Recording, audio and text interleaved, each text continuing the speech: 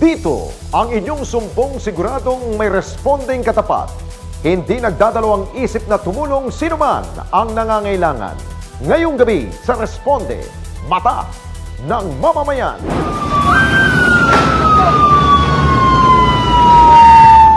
Perwisyo ng pagsabog ng ilegal na imbakan ng paputok sa mga tao at kanilang kabuhayan sa Bukawi, Bulacan, tinutukan ng Responde. Hindi po siya natural na putok eh. Parang kaming ginigera. Parang nakikita ko lang yung sa pelikula eh. Hindi sa totoong buhay.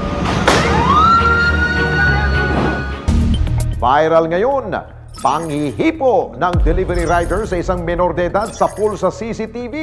Pamilya ng biktima nagparesponde. Exclusive! Masipag at matyagang pedicab driver na may polio nirespondihan. At sa ating i-responder, grupo ng mga tindera sa palengke ng Divisoria nagbibigay ayuda sa mga taong nangangailangan. Ating kilalanin. Thank you po.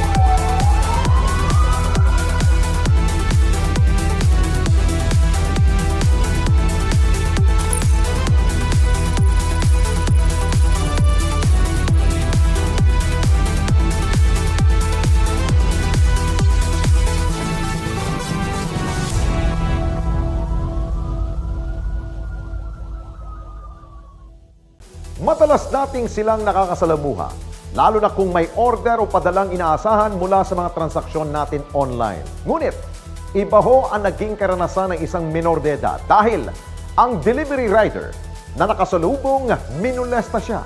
Ang lahat ng ito nakunan ho ng CCTV. Dito na nagparesponde ang pamilya ng biktima.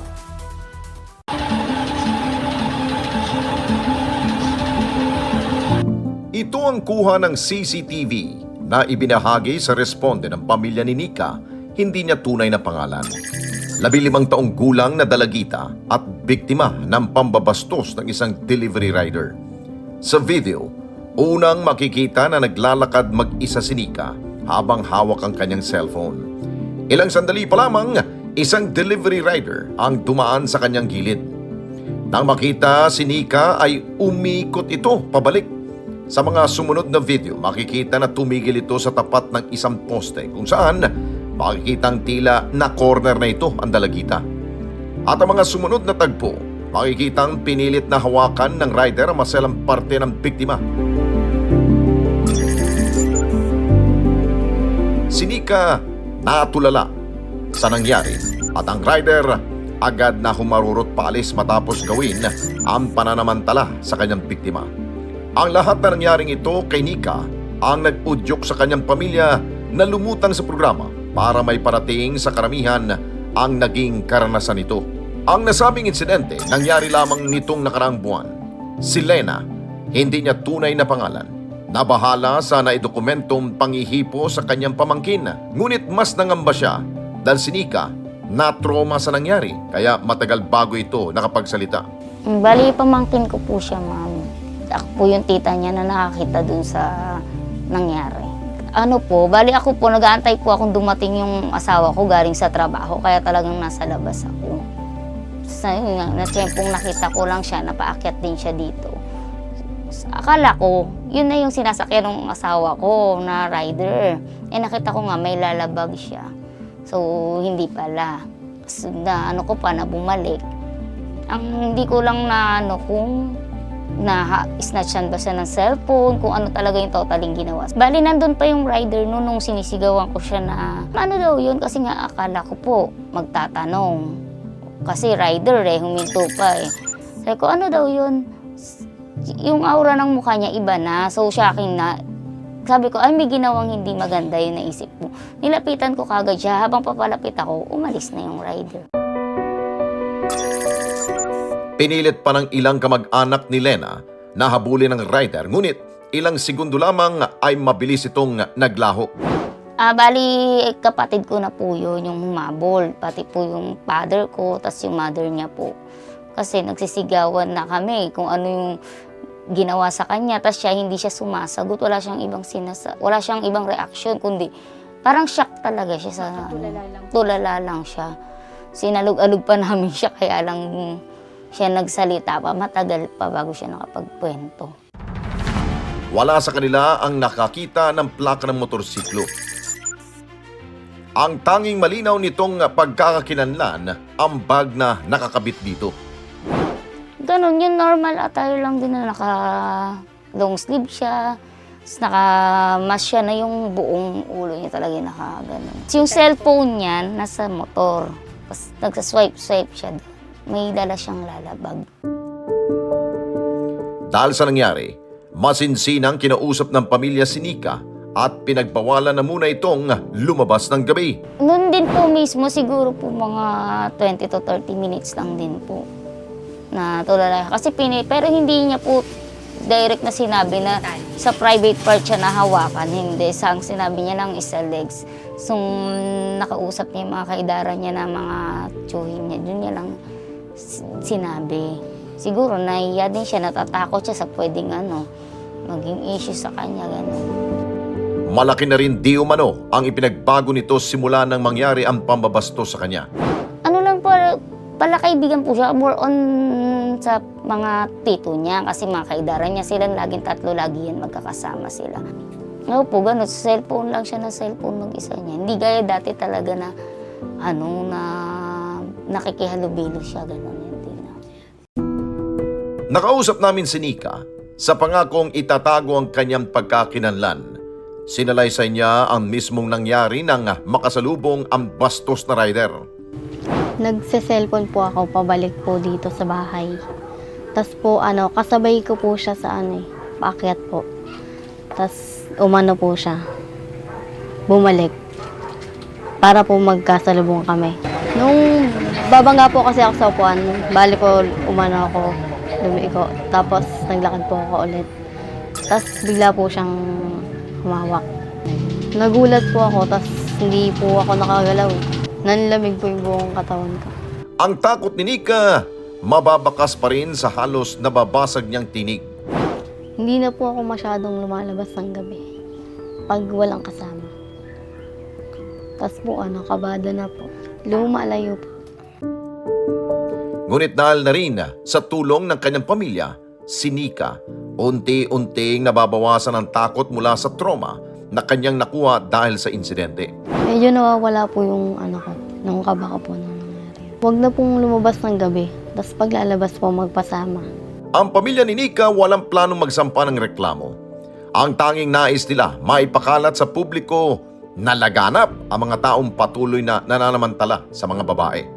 Lalo na po parang yung mga target is yung mga batang walang kamuang-muang na gano'n na may mangyayari sa kanilang. Hindi na namin naaanuhin na mag-case pa, magkaso-kaso pa. Ang gusto lang talaga namin is malaman lang talaga ng halos karamihan talaga na may ganitong insidente na hindi lang pala basta-basta rider sila, hindi lang pala lahat ng yun, maprotektahan din ng iba yung mga sarili nila sa mga ganitong klaseng tao.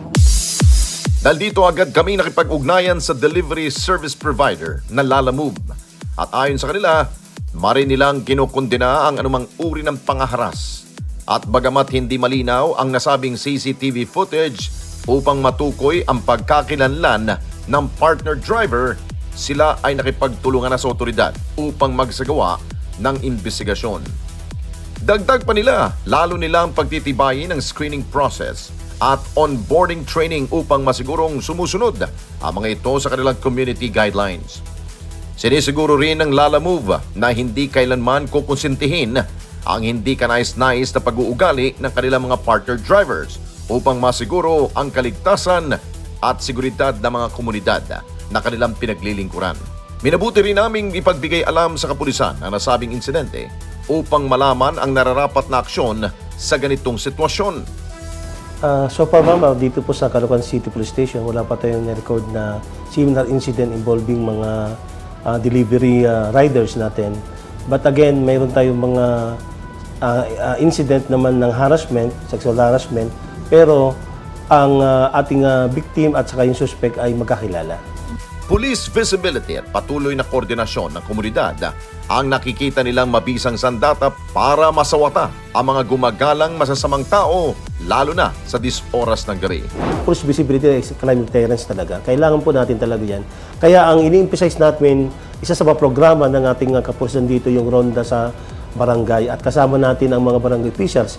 Ang crime prevention po siyan, na once na mayroon tayong mga kapulisan na andyan po sa streets, nagpapatrolya, ang magiging epekto yan ay yung mga kriminal ay hindi gagawa ng krimen. Dahil alam nila na once na gumawa sila, ay madali silang mahuli o kaya yung possibility na mahuli sila ay andon. Alam niyo po ngayon ay kailangan na talaga natin na pagtuunan ng pansin ang CCTV cameras natin. Kasi lahat ng mga iniimbestigahan nating kaso ay ang CCTV ang nagiging vital na ebidensya natin dahil nakakapture niya lahat po ng mga nangyayari.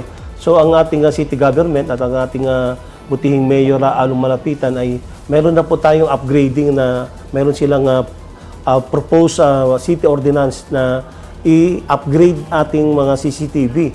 Na ibig sabihin yung ating reso or resolutions or yung specifications ay pinapataas pa para sa ganun mas malinaw at clear yung footages na makukuha natin.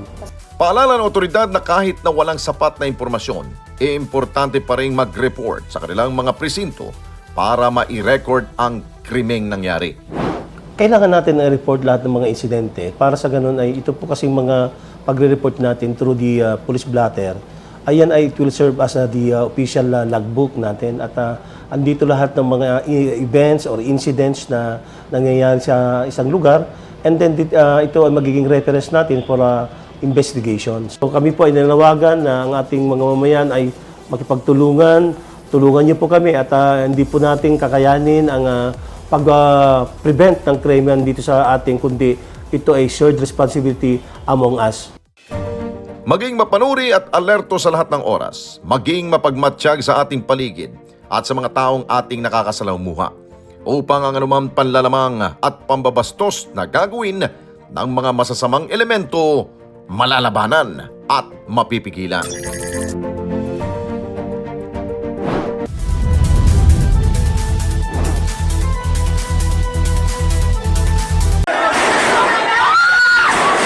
Senate is under attack. Kalma lang po, hindi po gobyerno ang gumawa nito. Tampok ang mga nagbabagang balita at malalimang panayam sa mga pangunahing personalidad, mga opisyal ng gobyerno, eksperto at mga taong nasa sentro ng kontrobersya. Harapan at tapatan. Alamin ang totoo. Alamin ang magkakaibang panig. Sumabay sa init ng mga balita at issue. Ano sa palagay nyo? Alas 8 hanggang alas 10 ng umaga, Lunes hanggang Biyernes, dito lang sa Net25. We are now open for business.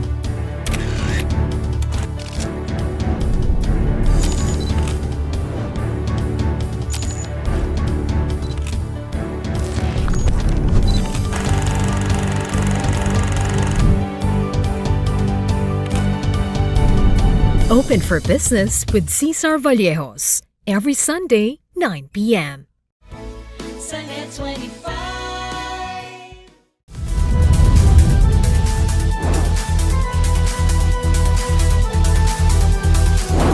Kahit matindi ang sikat ng araw o malakas na buhos ang ulan, ang lalaking ito na kinilala bilang si Toto, tuloy ang kanyang pagkayod.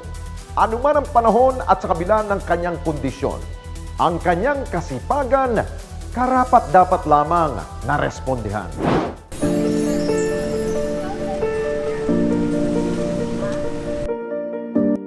Ang post na ito ang nagbigay daan para makita ng ating programa ang kalagayan ng isang pedicab driver. Sa post na ito ni Bob, sinabi niyang marami sa atin ang nagre-reklamo dahil sa pagod na nararamdaman. Ngunit may mga taong patuloy ang pagsusumikap at pagkayod para maituwid lamang ang bawat araw. Umani ng napakaraming likes at share ang video ito. Napagalaman naming ang lalaki sa nasabing viral video ay si Kuya Toto, pedicab driver sa lungsod ng Valenzuela. Ang mga nagkomento, isa lamang ang masasabi kay Toto: pasipag at maabilidad na tao. Kaya naman agad kaming nakipag-ugnayan kay Bob para matagpuan ang pedicab driver na si Toto. Actually, papunta ako nun sa kabilang branch ko eh. Tapos, habang nakasasakyan po kami, nakita namin, pumukaw ng pansin sa akin yung pagbabike niya. Binidyoan ko siya, which is hindi ako naawa sa kanya. Kumbaga, parang mas bumilib ako sa kanya. Tapos yun, naisipan ko siyang i-post sa social media. So, hindi para sa sariling kapakanan ko, kundi para rin sa kanya. Just in case may makakita katulad ng ninyo, Net25. So, mabigyan siya ng tulong, kung ano man yung mga pangangailangan niya. So sabi ko, ito naman yung parang tamang pagkakataon para ma-flex natin si Kuya Toto na hindi lahat ng may kapansanan is parang nagpapakabaldado na. So sabi ko, ito yung tamang pagpe-flex natin sa kanila na hindi porket may kapansanan, ganun nga, aasa na lang sa iba. Kumbaga, lumalaban sila ng patas, nagtatrabaho sila ng marangal. Agad na rin kaming sinamahan ni Bob sa terminal ng mga pedicab kung saan namin makikita si Toto. Ano yan? Mabait yan. Trike lang, kahit nahihirapan siyang magano, ganyan, padyak-padyak lang siya. Diskarte po, makikita po natin. Bumibiya, kahit malayo, inatid niya po. Mabait po yan talaga.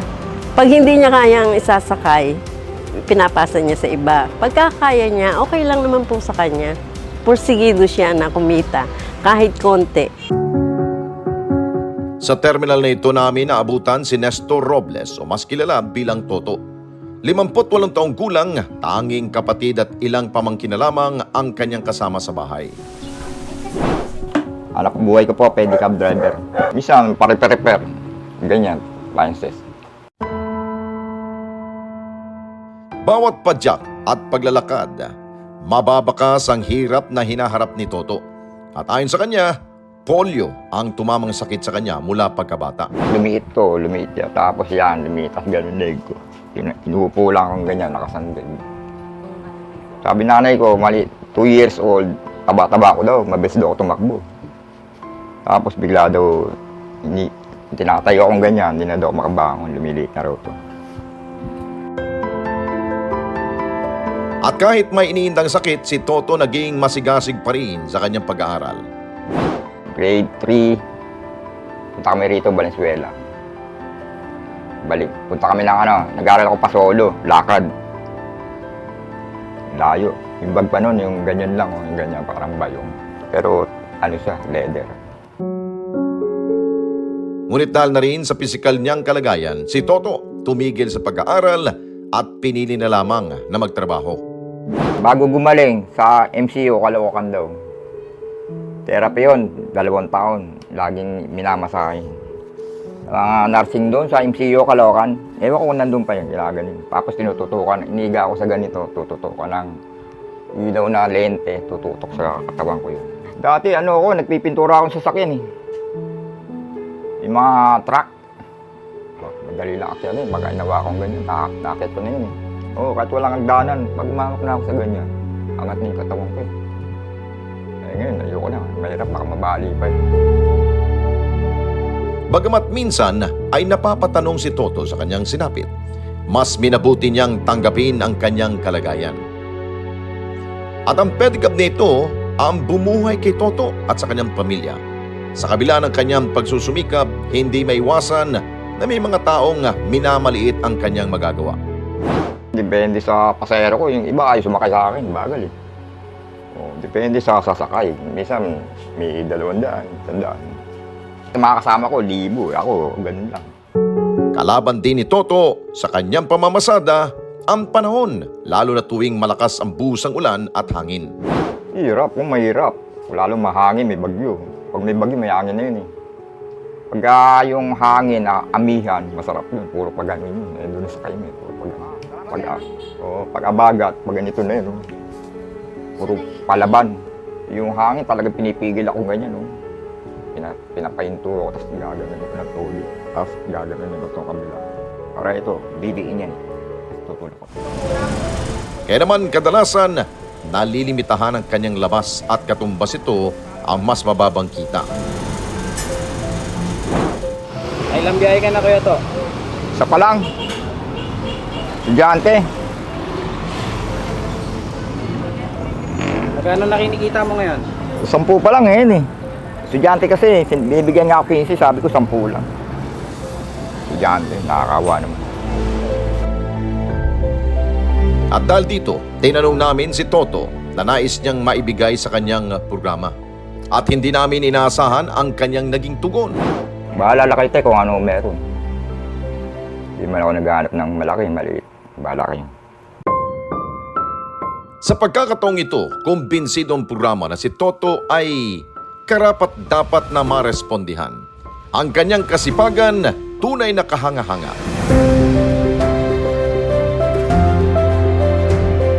Kaya sa ating muling pagbalik kay Toto, bit-bit na natin ang ilang grocery na makatutulong sa kanilang pang-araw-araw. Nagpaabot na rin kami ng kaunting tulong pinansyal para sa iba pa niyang pangangailangan. Napakalaking bagay na po yan. Maraming salamat sa nagbigay niyan. Lalong na sa inyo.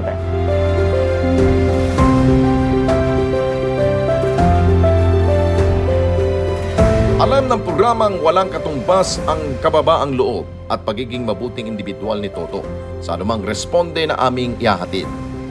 Dahil naniniwala kami na ang kanyang katatagan at kasipagan sa kabila ng kanyang kapansanan ay magsisilbing inspirasyon sa ating lahat na magpatuloy at lumaban ng patas sa buhay.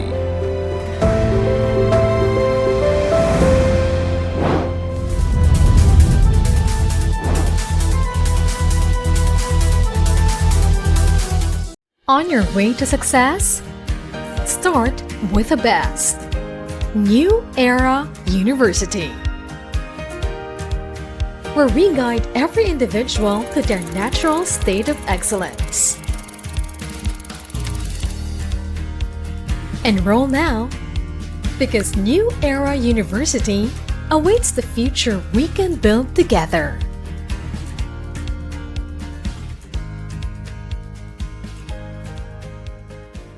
Sa mata ng balita, una sa kaalaman, mga boses na mapagkakatiwalaan ng mamamayan. Higit sa 100 milyong pisong halaga ng shabu ang nasapat sa isinagawang bypass operation sa lungsod ng Baguio. Natakot naman at nalungkot ang mga negosyanteng Chinese-Filipino sa sinapit po ng businessman at ang driver nito na dinukot at pinaslang. Ali Soto, Alex Santos, Mata ng Agila Primetime. Lunes hanggang Biyernes, alas 6 ng gabi, dito lang sa Net25. Let's net together sa Net25. Sa Net25.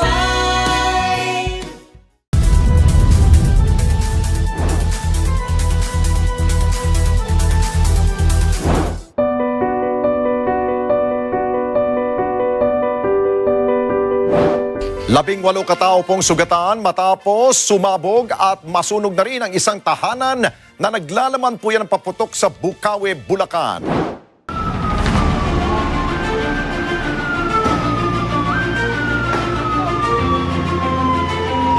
Ito ang drone video na napasa kamay ng Responde team.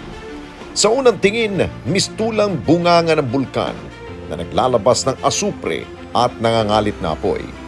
Pero ang inaakalang tila bulkan ay ang malaking sunog na pala na bumulaga sa buong barangay Bundukan sa Bukawi, Bulacan. Matapos ang malakas na pagsabog bandang alas 2 ng madaling araw noong 15 ng Hunyo.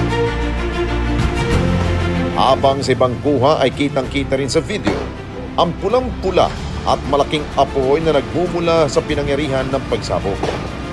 Batay sa inisyal na report ng Bureau of Fire Protection ng Bukawi, nagsimulang pagsabog sa isa sa mga kabahayan na may naka-impact na mga paputok. Naalarma ang mga tao, lumabas na sila, then yun na po, sunod-sunod na yung naging putok. Iimbestigahan po natin para malaman natin kung doon talaga sa allegedly sa bodega nag-start yung pagsabog. At nang tuluyang mapulang apoy, ganito na ang tumambad sa mga residente sa lugar. Parang binagsakan ng bombang lugar kaya nawasak ang ilang kabahayan. Matapos ang insidente, kinabukasan ay agad na nagtungong responde team sa Bukawi, Bulacan para magsagawa ng malalimang investigasyon. Pagpasok pa lamang namin sa lugar, kitang-kita na agad ang mga nagkalat na mga paputok, eksena na makikita matapos ang pagsalubong ng bagong taon. May mga piraso rin ng yero na nagkalat sa daanan. Maging ang mga bahagi ng pader ng bahay nagkalat din kung saan-saan, pero hindi pa itong sentro ng pagsabog. Kaya pagdating namin sa target area, mas makikita ang matinding epekto ng sumabog na paputok. Wasak na wasak ang mga bahay, habang sa gitnang bahagi ay may umuusok pa. Kitang-kita rin na mas maraming paputok pa ang nagkalat, tulad ng mga luces at fountain. Ilang sasakyan din ang nadamay at nasira dahil sa naging pagsabog. May mga kotse na basag ang mga salamin at UP-UP ang bahagi ng sasakyan. Habang ang mga tricycle na ito natabunan na ng mga gumuhong pader at yero, habang ang isa ay nakatumba na. Ang biga o beam ng bahay na ito tumilapon mula sa bahay na sumabog ayon sa mga residenteng naroon. Inabutan rin namin ang ilang residente na nagsisimula ng maglinis.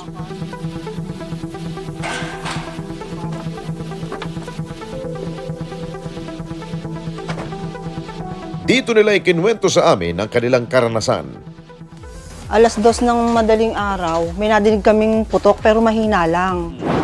Tapos maya-maya, merong kaming nadidinig na komosyon dyan sa labas. Nadidinig namin, may umuusok ika doon. Bumangon na kaming mag-asawa. Tapos sakto, yung anak ng caretaker tumatakbo dito. Sabi, ate, lumabas na po ika kayo dahil umuusok na po ika sa amin. Andito pa lang kami sa may gate namin, paglabas pa lang namin, umano na, sumabog na. Takbo kami, diyan kami tumakbo, umuulang kami ng baga. Parang atomic bomb na, parang Marawi. Talagang gumanon lahat. Isang ganun lang. Parang bomba, bumagsak na bomba. Ganun kalakas talaga. At dahil halos nasa likod lamang nila ang imbakan, nawasak ang malaking bahagi ng kanilang tahanan. Bagsak lahat yan, sir. Ayan, no, tingnan nyo naman dito. Wala talaga kaming papakinabangan kahit ano, oh. Ayan, no. Bagsak lahat yan. Sunog lahat. Yun ang naabot sa amin, yung likod. Wala doon. Oo, wala ka nang makikita doon. Puro abo na lang. Wala na. Hindi namin alam saan kami lilipat. Saan kami matutulog. Saan namin dadalhin lahat yan. Si Mario naman, nagpapasalamat at nakaligtas siya sa matinding pinsala na muntik na niyang kaharapin. Noong unang sabog, tulog pa ako noon. Then yung pangalawa, doon ko nalaman yung pagsabog. Yun yung kinukwento ko kanina na putol yung pintuan namin na lumipat sa akin. Ang tinamaan yung dantayan ko, pero kung wala yung dantayan, patay na siguro ako ngayon. Actually, taga Bukawi na kami, talagang pag New Year may mga paputok, di ba? Mas masahol pa doon. Parang talagang giyera yung nangyari. Kaya nakikita nyo naman yung mga bubong sira, di ba? At dahil bago pa lamang sa lugar, hindi niya alam na may imbaka ng paputok pala sa lugar. Wala, hindi ko alam yung pinaka-warehouse. Ang alam ko lang, yung parang gumagawa lang sila ng yung mga papel. Ganun lang. Kasi nakikita ko naman, binibilad nila sa araw, yung papel lang. Yun lang ang pagkakaalam ko, kaya kampante naman ako. Si Ani naman, bagamat alam niyang may bodega sa tabi nila, hindi niya rin alam na iba't ibang klaseng paputok pala ang nakaimbak dito. Alam namin. Kaso hindi namin alam na ganyan kadami. Tsaka ang alam namin, sparkler lang talaga. Kasi yung mga niyayari nila dyan, ang sabi nila, dinadala doon sa ano ng may-ari, doon nila ina-assemble. Maya-maya pa isa-isa na ring nagsidatingan ang mga nagsilika sa residente upang maglinis at kunin ang mga gamit na pwede pa nilang mapakinabangan. Agad din kami nagtungo sa opisina ng Barangay Bundukan upang alamin ang iba pang detalye sa nasabing insidente. Target sana naming makausap ang mismong kapitan ng naturang barangay, ngunit may sakit umano ito. Kaya naman si Barangay Kagawad Jaime Alejandro na lamang ang humarap sa amin. Ang pagsabog po ay humigit kumulang 2:00 ng madaling araw.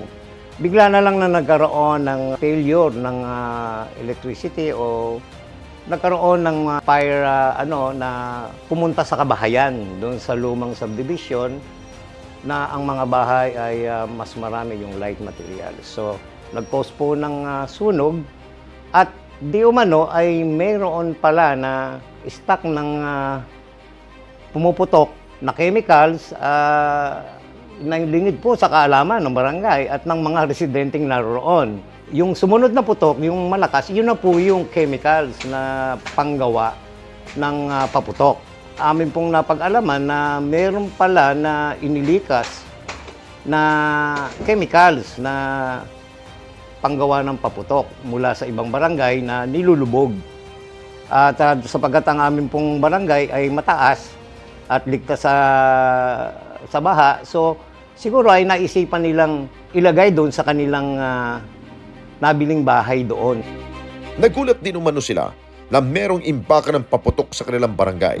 Talaga pong nagulat kami. Si Mayor John Villanueva ay hindi po pumapayag na ang paputok ay ilagay sa mga residential area. So, ganun din po ang barangay.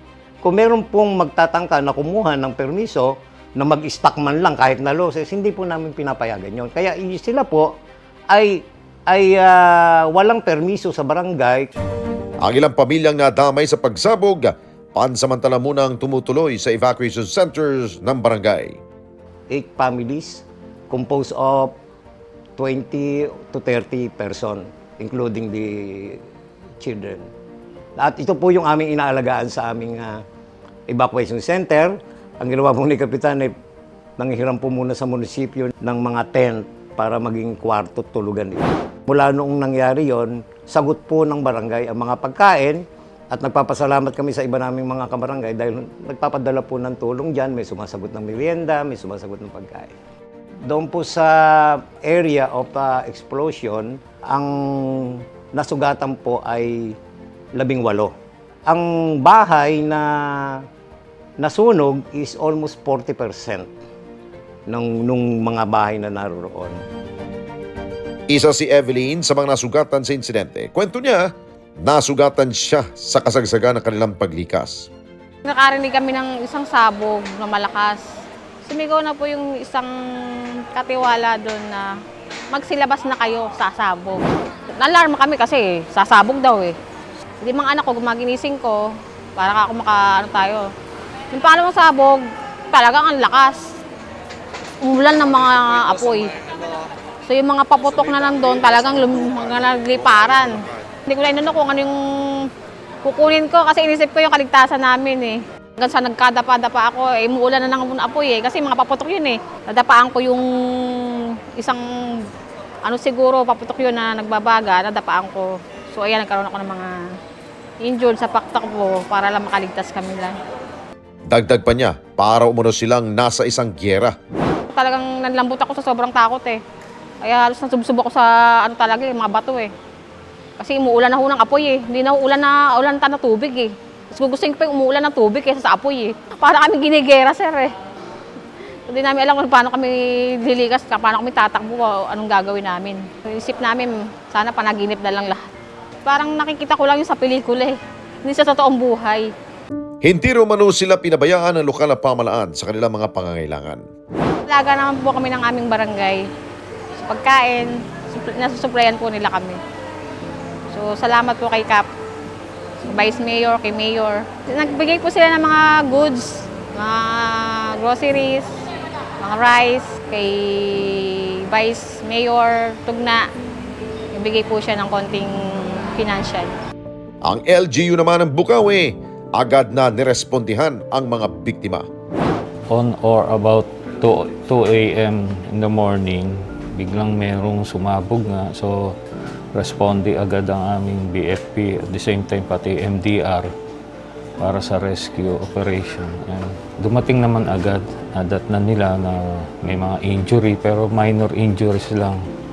Then, takbo sa hospital. In the morning naman, pinadala namin lahat yung mga kailangan food assistance para naman po makasurvive yung mga tao at that day. With regards po sa mga assistance, dumating po ang province at the same time ng region. Siyempre ho, una-una, ang Bukawi ang unang tutulong dyan sa mga tao na yan. Kaya nagpa-process po kami ng financial assistance sa lahat po sa mga na-affected na families. Isa sa siniyasat ng Responde Team ay kung may permit to operate na hawak ang nasabing imbaka ng paputok sa Barangay Bundukan. At ito ang aming nadiskubre. Wala akong permit yun ang report sa amin ng BFP at the same time ng BPLO namin na wala talagang license to operate or to magkaroon ng stock doon yung mga putok. Meron talagang place para dyan sa mga nagtitinda. Yung stock nila or yung bodega, kailangan walang kapitbahay o walang mga tao, walang mga bahay nakatabi. Kumbaga, isolated yung lugar dapat. Sinubukan din naming kunan ng pahayag ang Bureau of Fire Protection at ang Philippine National Police Bukawi kaugnay ng kanilang ginawang investigasyon. Pero tumanggi muna silang maglabas ng anumang pahayag hanggat hindi pa natatapos ang kanilang investigasyon. Ayon sa kanila, binigyan sila ng 45 araw upang tapusin ang investigasyon at sampahan ng kasong may-ari ng imbaka ng paputok. Ngunit sa Progress Investigation Report ng BFP na nakuha ng Responde, ang nasabing bahay ay pag-aari ng isang Nenita C. Ofracio na siya ring may-ari ng Triple J and OC Fireworks sa Barangay Binyang, Bukawi, Bulacan. At isa sa kakaraping kaso ni Nenita Ofracio ay ang paglabag sa Republic Act 7183 o ang paglabag sa tamang regulasyon sa paggawa at pagbebenta ng anumang uri ng paputok at iba pang pyrotechnic devices. Sa Section 7 na nasabing batas, nakasaad na ang paggawaan o imbaka ng paputok ay dapat may layong 300 metro mula sa pinakamalapit na komunidad. At 300 metro ang layo naman ng paggawaan mula sa residential area. Ang sinumang mapapatunayang lumabag sa anumang probisyon ng Republic Act 7183 ay pagmumultahin na hindi bababa sa 20,000 pesos hanggang 30,000 pesos o pagkakulong naman mula 6 na buwan hanggang 1 taon. Maaaring ipataw ang parehong parusa ayon sa kagustuhan ng korte. Dagdag pa rito ang pagkansela ng lisensya at business permit at pagkumpiska na rin ng kanyang mga kagamitan. Bukod pa dyan sa kasong maaring isampak kay Nenita ng lokal na pamahalaan at ng mga biktima dahil sa mga nasira nilang ari-arian. Ang pagsunod sa batas ay napakahalaga, lalo na kung ang kaligtasan ng mga tao ang nakasalalay. Tulad na lamang ang nangyaring pagsabog sa imbaka ng paputok dito sa Bukawi, Bulacan, na ilang kabahayan ang nawasak dahil sa irresponsableng may-ari ng bodega. Kaya huwag na tayong maghintay na buhay naman ang mawawala. Sumunod sa batas at laging maging patas sa kapwa.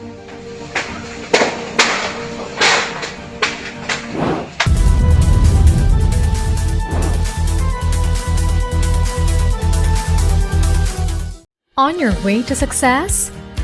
Start with the best. New Era University, where we guide every individual to their natural state of excellence.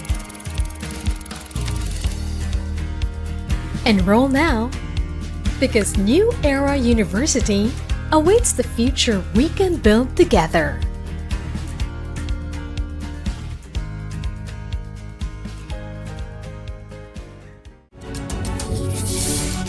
When a story starts with faith, it can only grow further and stronger.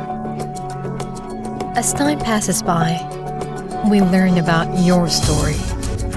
In an institution of exceptional healthcare, with genuine Christian compassion, we care about you.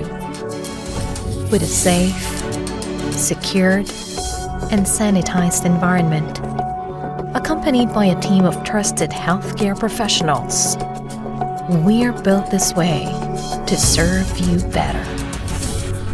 By providing affordable health services to general population, we want what's best for you. Because at New Era General Hospital, everyone matters.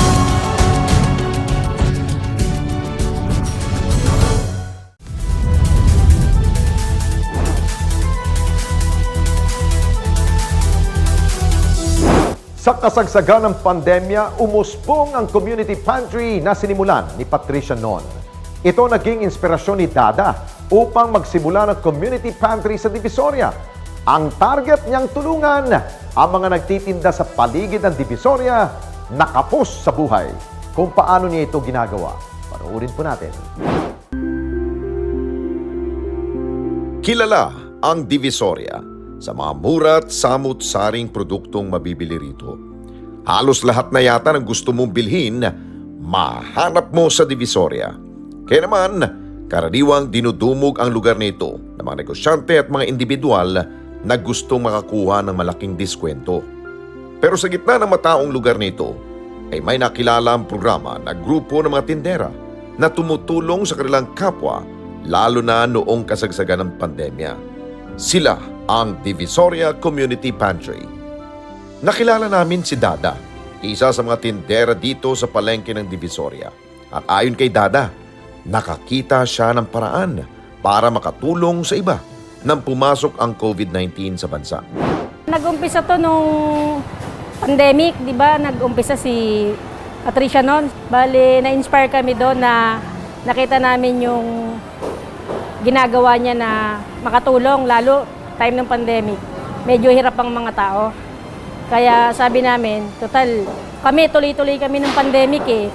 Hindi natigil yung pagtitinda namin dahil essential goods. Kaya naisip namin mga magkakaibigan dito na nagtitinda na mag-put up kami ng ganun din, community pantry, para makatulong din kami dun sa mga maliliit. At mula sa tulong ng iba't ibang individual, sinimula nila ang Divisoria Community Pantry. Karamihan ng pinamimigay namin, mga donation ng mga kamag-anak, kapatid, kaibigan namin. Tapos, mga companies din, lalo nung time na pandemic na nag-donate din sila para makatulong din. Ngayon, pati damit may nagdo-donate. So, basta lahat ng mapapakinabangan, yun ang binibigay namin sa kanila kaysa masayang. At upang maging maayos ang kanilang pamamahagi ng tulong, naglagay sila ng mesa malapit sa kanilang pwesto sa palengke.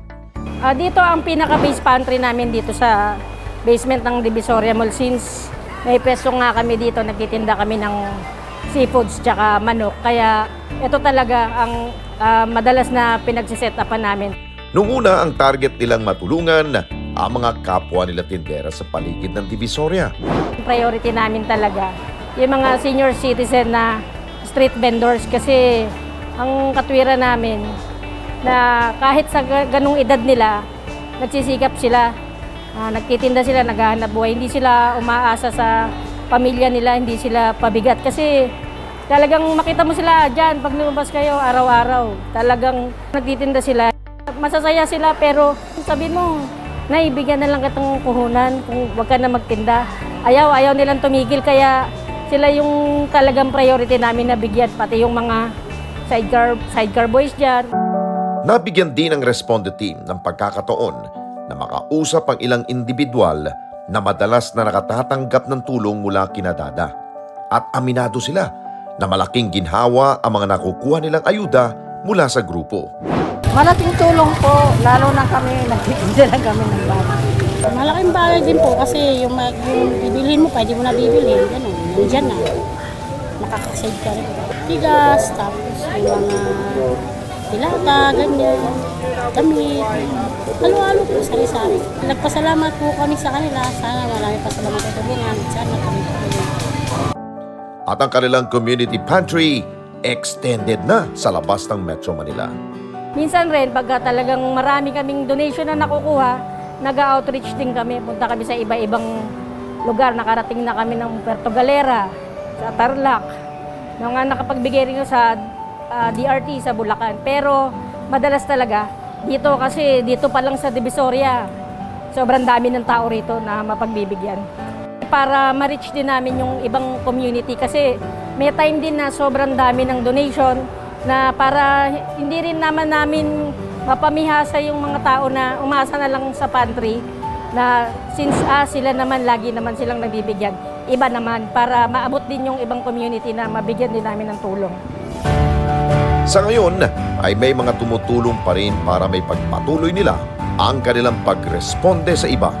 Sa mga private companies, kung hindi man kamag-anak, minsan sa mga anonymous individuals din na nagme-message lang sa page namin na gustong magbigay ng tulong. Minsan may monetary, pero more on mga kamag-anak namin yung kaibigan.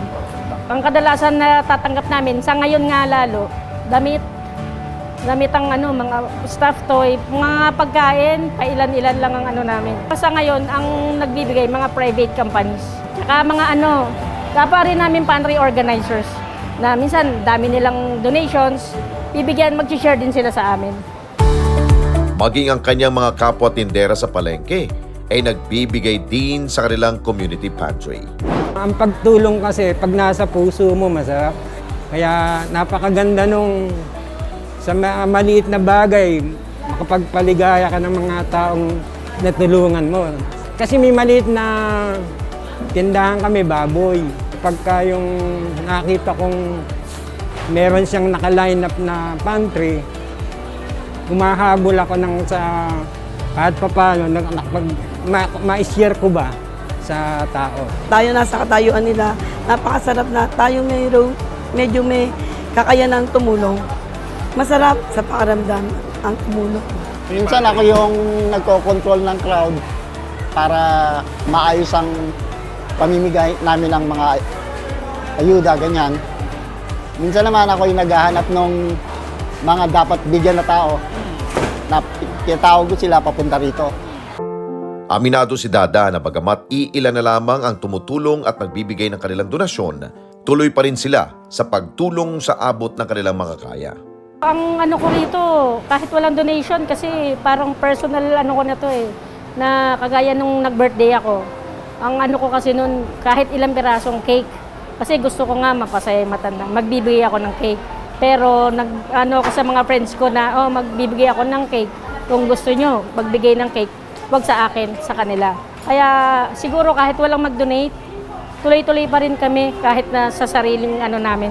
Pwede silang mag-message dun sa page namin, Divisoria Community Pantry, o kaya sa FB account ko, o kaya sa cellphone number ko, pwede yun. Pwede nila akong tawagan sa number na yun.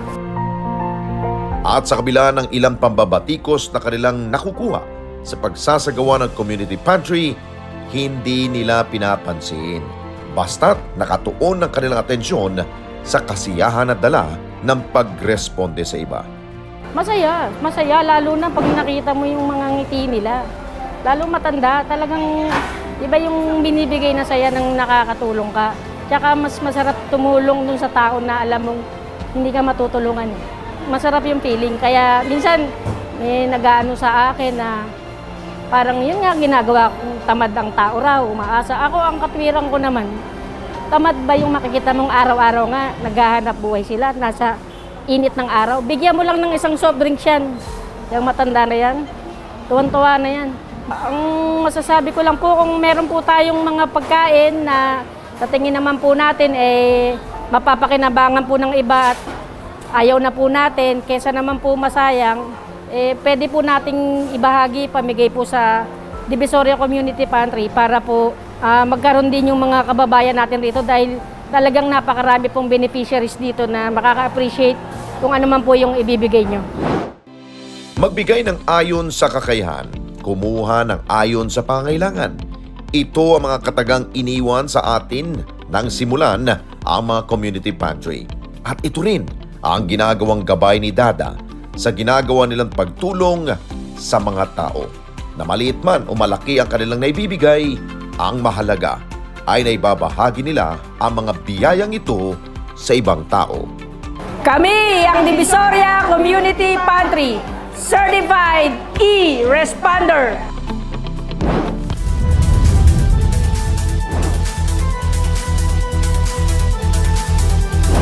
Kung kayo po'y may nais na isumbong sa inyo pong lugar, problema sa lipunan na gusto ninyong paaksyonan, mag-text lamang sa 0915-415-1035 o mag-email sa responde@net25.com. Pwede rin kayong magpadala ng mensahe sa ating pong Facebook page at Net25TV. Sa ating lipunan, hindi na mawawala mga samot-saring problema kaya tuloy lamang pong pag-aksyon, paghahanap ng solusyon. Lalo na ngayon na may masasandalan ka ng Certified E-Responder. Hanggang sa susunod na Sabado. Ako po si Alex Santos at ito ang Responde, Mata ng Mamamayan. Ito ang aming layunin para sa bayan kong mahal.